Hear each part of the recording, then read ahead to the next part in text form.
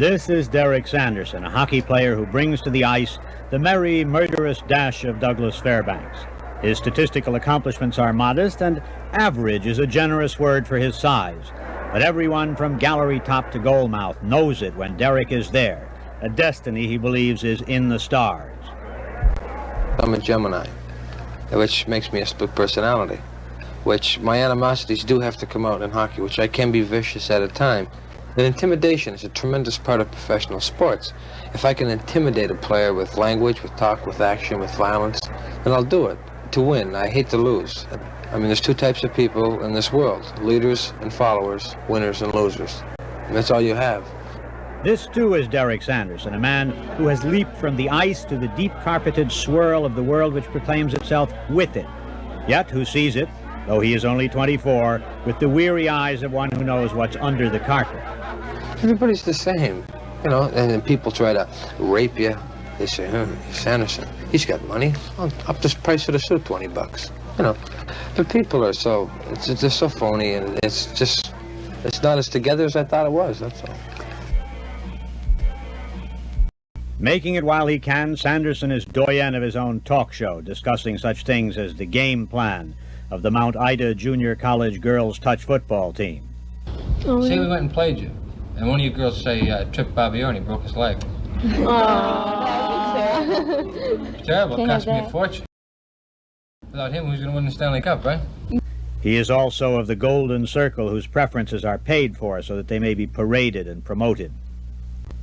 Attorney Bob Wolf, who quarterbacks the lives of a number of athletes, passing pelf and prestige to such Boston notables as Jerry Cheevers, Reggie Smith, and John Havlicek, was a little startled when Sanderson foresaw the spotlight. He came up and he introduced himself, and he said that he's going to be a superstar and that he's going to need representation, and he would like me to represent him. At the time, he was very dissatisfied with his contract. He had signed a 3-year contract for $10,000, $12,000, and $14,000. And coming off a year of being the Rookie of the Year, of course, he felt that he should be paid much more.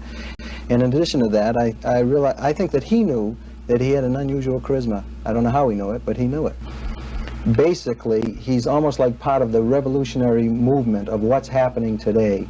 It's like he expresses himself and he says exactly what he feels. He has this type of charisma, and in addition to that, I think he has a tremendous sex appeal. And this sex appeal exhibits itself by the great amount of women that are so interested in Derek, and of all ages. And the amount, we receive thousands of letters, and most of them all from women. Derek Sanderson rides defiantly on the crest of the new wave of athletes. Time was when sport heroes polished their public personalities to an unconvincing gloss, trimmed themselves to fit the cookie cutters of public relations. Sanderson, with his cry of "I've got to be me," fights all rules, including on occasion those of hockey. The Sandersonian lifestyle, its hedonistic road sometimes seeming as circular as the hemming on his bed sheets, is in the mold approved by the pipe-playing, pipe-smoking pans of the fold-out press. But darker harmonies color the piping, and a driven boyhood led to the bachelor pad. My father always thought it was the epitome of the Canadian youth to make the National Hockey League. And he allowed me to quit school at an early age. When I quit school, he made me go to the arena in Niagara Falls, where I grew up, every morning at 9 o'clock like I was going to school, and I used to practice by myself for 3 or 4 hours. It was something that I had to do. It was something I enjoyed, something I loved as a child, as a kid, as a young man.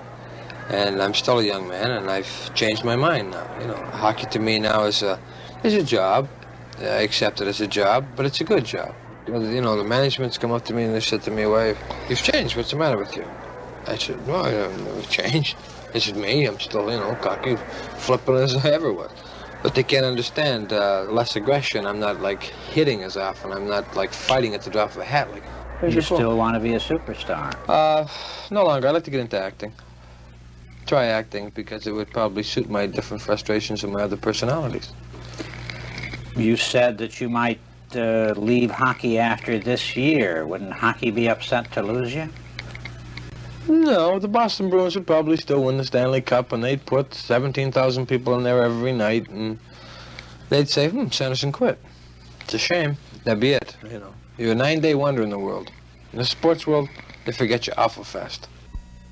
Some may forget Derek as rapidly as his gloom suggests, but certainly some fans in Philadelphia who met him earlier this season will have occasion to remember him, perhaps to the extent of waking up screaming. For most players, the boards enclose the combat, but even the new mellow Sanderson has a reach as long as the range of his sharp ear for an insult.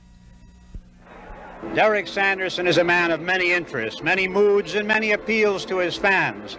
But no matter how far the ripples go across the pond, it's the rock which gets the attention. And Sanderson, a very hard rock indeed, makes his largest appeal to the battle fanciers of Boston Garden. This is Heywood Hale Broun in Boston.